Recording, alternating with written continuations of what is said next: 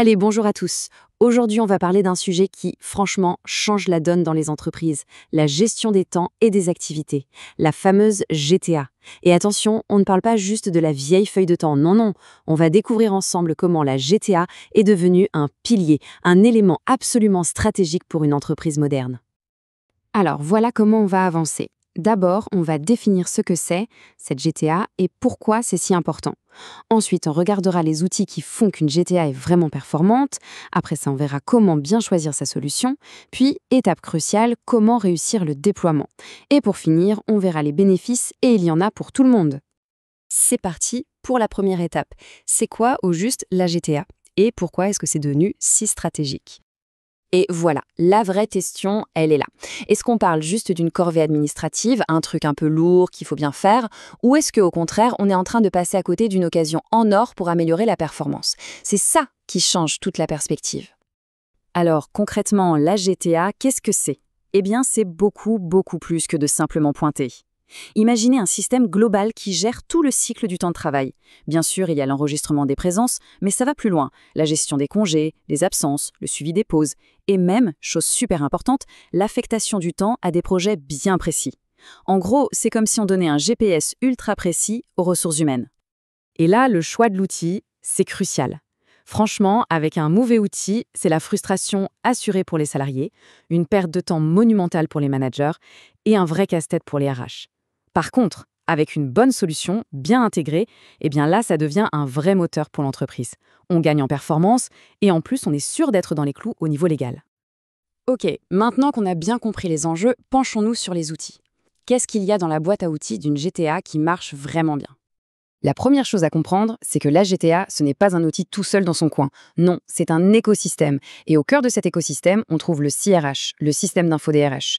Autour de lui, on a des modules essentiels, la gestion des plannings, bien sûr, pour optimiser les équipes, la gestion des absences pour que tout soit fluide, un portail pour que les salariés soient autonomes, et évidemment, du reporting, des tableaux de bord pour prendre les bonnes décisions à partir des données.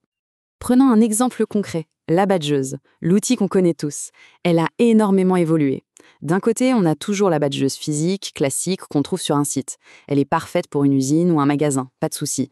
Mais la vraie révolution, c'est la badgeuse virtuelle, via une simple appli sur son smartphone ou sur le web.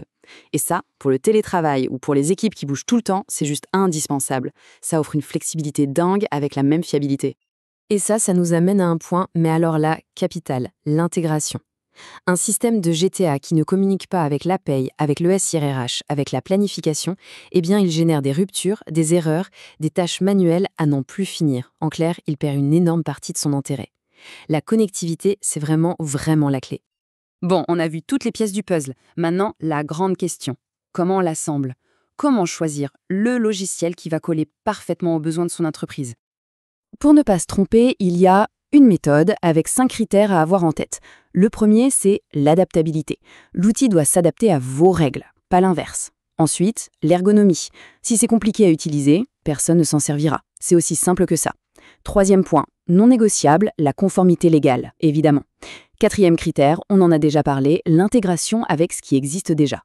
Et enfin, un truc qu'on oublie parfois mais qui est vital, la qualité du support. C'est ça qui va faire la différence sur le long terme. Ok, on a choisi le meilleur outil du monde. Super! Mais attention, ce n'est que le début. Le déployer, c'est un vrai projet de transformation. Ça touche aux habitudes de tout le monde, donc il faut le gérer avec beaucoup de soin. Pour bien faire, il faut d'abord savoir ce qu'il ne faut pas faire.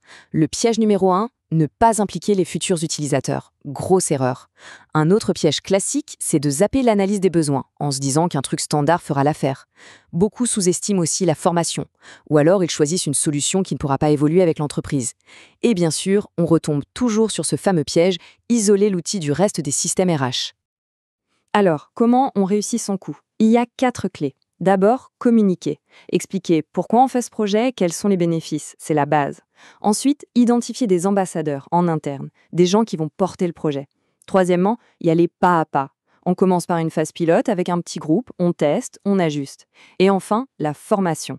Il faut former tout le monde, chaque profil, avec un contenu qui lui parle vraiment. Et après tout ça, la récompense? Eh bien, un projet de GTA bien mené, ça apporte des résultats concrets qu'on peut mesurer, et ce, vraiment pour tout le monde dans l'entreprise.